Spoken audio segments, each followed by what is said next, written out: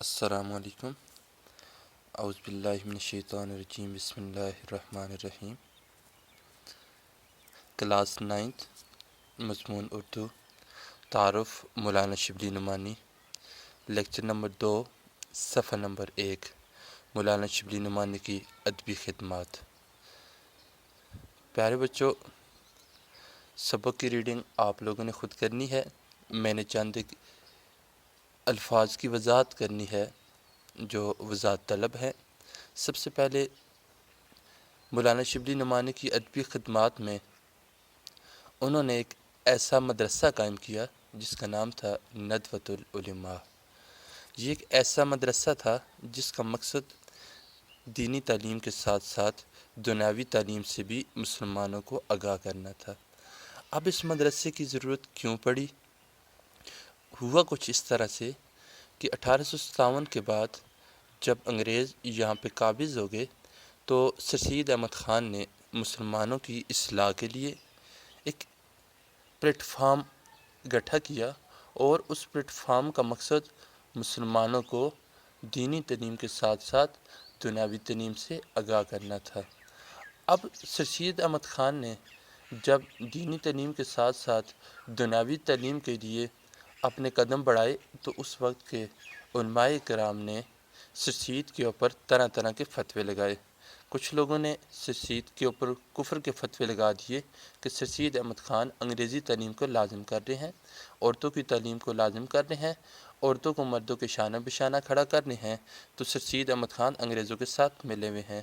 تو سر سید احمد خان کے امام پر مولانا شبلی نعمانی نے ایک ادارہ قائم کیا جس کا نام تھا ندوۃ العلماء۔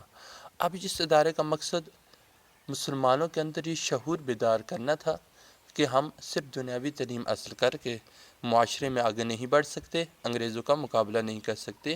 انگریزوں کے ساتھ مقابلہ کرنے کے لیے ہمارے پاس دنیاوی تعلیم کا ہونا لازم ہے۔ اس کے بعد مولانا شبلی نے ایک اور ادارہ قائم کیا جس کا نام تھا دارالمصنفین۔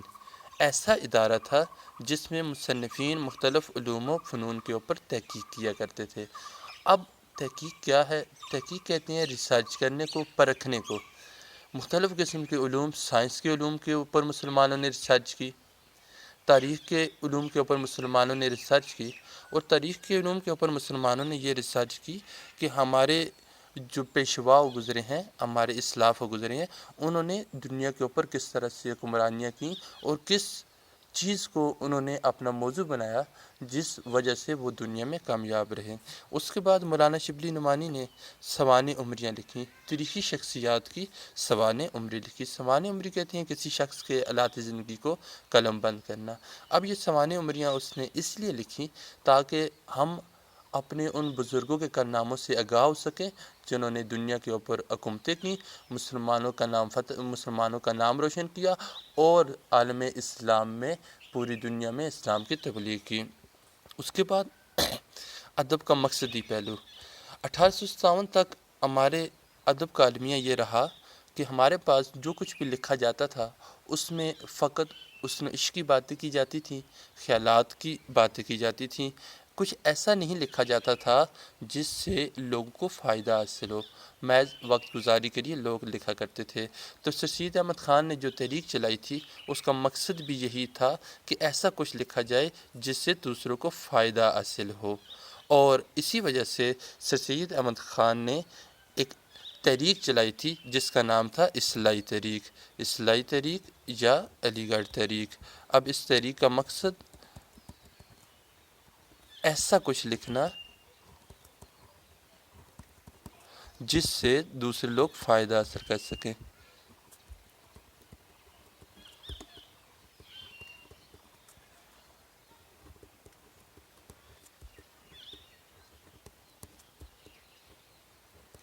اس کے بعد مولانا شبلی کا شمار اردو نثر کے عناصر خمسہ میں ہوتا ہے۔ اب عناصر خمسہ، خمسہ کہتے ہیں عربی میں 5 کو۔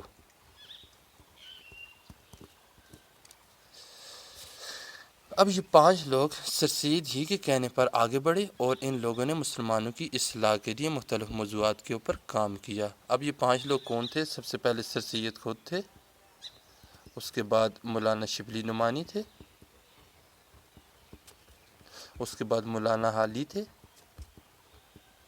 محمد حسین آزاد اور مولوی نذیر احمد۔ یہ وہ لوگ تھے جنہوں نے اردو زبان و ادب کو مقصدیت کا پہلو دیا اور لوگوں کے اندر شعور بیدار کیا۔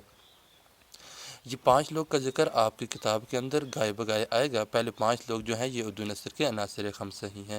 اس کے بعد مولانا شبلی کا جو سب سے بڑا کارنامہ ہے وہ سیرت النبی صلی اللہ علیہ وسلم ہے۔ اردو زبان ادب میں اس سے پہلے سیرت النبی صلی اللہ علیہ وسلم کے اوپر کسی بھی شخص نے کام نہیں کیا، لیکن بدقسمتی یہ ہے کہ مولانا شبلی نعمانی نے ابھی سیرت النبی صلی اللہ علیہ وسلم کی 2 جلدیں مکمل کی تھیں کہ وہ اللہ کو پیارے ہو گئے، اور ان کی باقی 4 جلدیں جو ہیں ان کے لائق شاگرد سید سلمان ندوی نے مکمل کی ہیں۔ اور اس کے بعد مولانا شبلی نعمانی 1914 میں اللہ تعالیٰ کو پیارے ہو گئے، انہوں نے 1914 میں وفات پائی۔ اس کے ساتھ ہی مولانا شبلی نعمانی کا تعارف ختم ہو گیا۔ اب اگلے چیپٹر کے لیے انشاءاللہ کل پھر ملیں گے، تب تک کے لیے اللہ حافظ، السلام علیکم۔